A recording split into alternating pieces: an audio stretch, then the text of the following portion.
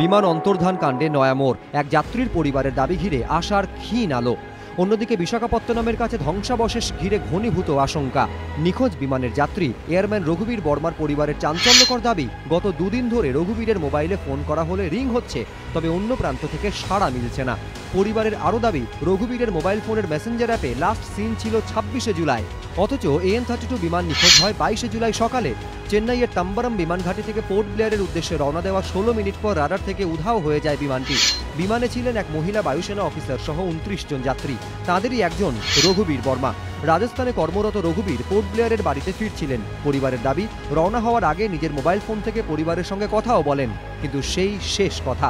তারপর থেকে খোঁজ নেই বিমানের। অন্যদের সঙ্গে নিখোঁজ রঘুবীর, তাহলে তার মোবাইল ফোন বাজছে কি করে? পরিবারের দাবিকে ঘিরে নতুন জল্পনা, নতুন আশার আলো। কিন্তু এই আশার ক্ষীণ আলোর মধ্যেই দানা বাঁধছে আশঙ্কার মেঘ। বিশাখাপত্তনমের কাছে জঙ্গল এলাকায় একটি বিমানের ধ্বংসাবশেষ দেখা গিয়েছে বলে দাবি করেছেন স্থানীয় আদিবাসীরা। গত 27শে জুলাই প্রতিরক্ষা মন্ত্রী জানান, বঙ্গোপসাগরে ভাসতে দেখা গিয়েছে বেশ কয়েকটি জিনিস, সেগুলি নিখোঁজ বিমানের কিনা তা খতিয়ে দেখা হচ্ছে। নিখোঁজ বিমানের খোঁজ পেতে আমেরিকার সাহায্য চেয়েছে ভারত। পাশাপাশি বিশাখাপত্তনমের আদিবাসীদের দাবি ঘিরে জোরদার হয়েছে তল্লাশি। ABP আনন্দ।